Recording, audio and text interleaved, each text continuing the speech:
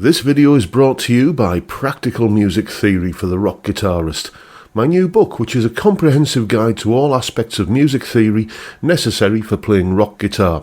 From blues to the cycle of fifths, from understanding and using modes to choosing the right notes for a melodic solo, from pentatonic scales to chord construction and keys. It's all covered in a clear and concise manner.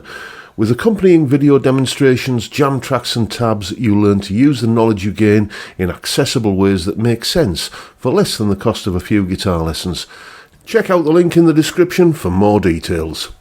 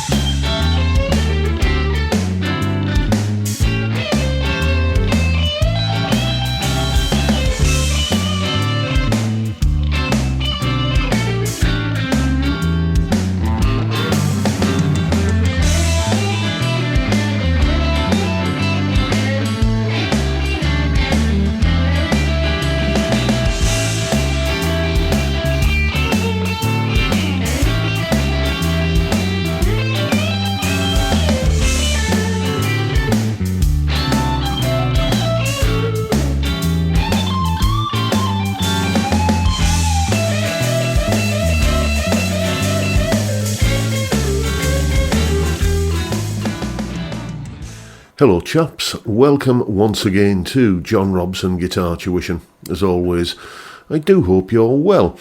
That little solo there is a pretty straightforward 12-bar blues kind of thing in the key of A. It also happens to be one of the many example solos that are included as the resources with my book that you're hearing about at the beginning of all of these videos. So if you're interested, go and check it out, link in the description. But the reason why we're starting off with a blues solo today is because today is Wednesday, and on Wednesday I address viewers' questions of a guitar or music related nature. So if you have a question of a guitar or music related nature, then get in touch. You can use the contact form on my website. You can see the address at the top of the screen right there, link in the description. You can leave a comment below this or any of my other videos, or you can use my email address jrguitartuition@gmail.com. One chap who did exactly that is called Sam, and this was his question. Hello John, here's one that's been baffling me. Everyone just takes it for granted that if you're playing blues in A major, it's standard practice to use A minor pentatonic. I don't dispute that it works, but my question is why? Surely it's the wrong scale.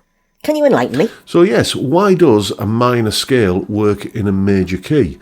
It's counterintuitive in a way, but we're all just kind of, as Sam said, it's just the sort of default thing that many of us don't tend to think about too much. I certainly didn't until I started, realising this is a bit weird, but it is what we do. We use a minor pentatonic in a major key to get that kind of bluesy sound. And, well, the question is, why does it work? Well, here's my take on an explanation. Here is the explanation. Okay, it's basically something to do with two notes which are a semitone apart. If you've got an A major chord, then these are the notes. And it's this one here, this C sharp note, which is the major third of the A major chord. And in the A minor pentatonic, we can play... We've got a C note. Let's play it up here. There's the C note and one semitone above it. There's the C sharp note, which is in the chord. And what seems to happen is that when you've got the lower of the two notes, the C note, one semitone below the C sharp, when that's in the scale that you're playing, it tends to sound like it's trying to kind of reach for the C sharp note that's in the actual chord. That note is trying to get to that note. And a lot of blues players, myself included, will actually accentuate that that phenomenon by bending that C note. Here it is again here. Towards, but not quite reaching the C sharp. There's the C sharp, there's the C, and the common practice is to give that C a little bit of a nudge upward, like that. So it just makes it sound more bluesy. So if I play, that's fine, but if I put that little kind of microtonal bend on the C note,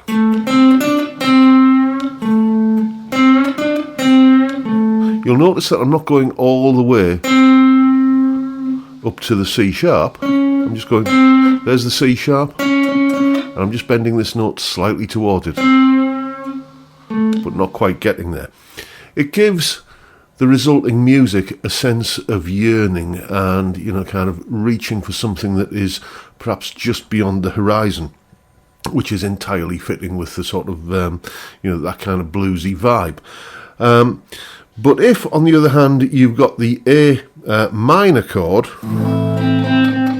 which has the C note in it, then putting the C sharp in the scale that you play over the top of that, it just sounds like you've overshot, like you've gone too far. This is something that, you know, I notice with string bends as well. Little tip for you if you are a novice at the string bending technique, you know, like that. Bend slightly flat and then edge up towards the target pitch you're going to.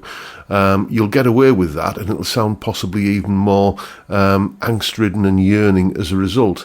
But if you go past the note and then come back to it, it just kind of, it sounds a bit horrible, really, usually. And I think that's what's going on here. The C sharp note, if you're playing this note over a chord that's got this note in it, that sounds just kind of wrong and out of key and out of tune. Whereas if you're playing a scale with this note in it over a chord with this note in it, it tends to sound, just as I say, yearning and kind of reaching for something that's just out of reach. Here's a little example. Here is the sound of an A minor pentatonic, which contains the C note played over an A major chord, which has the C sharp note, and it actually sounds quite pleasant and bluesy.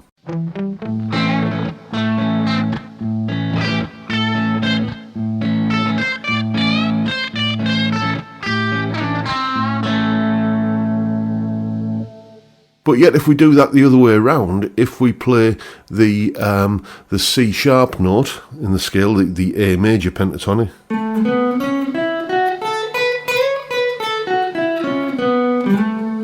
over the chord which has the C note in it, the A minor, then it sounds sour and unpleasant in some way. Have a listen.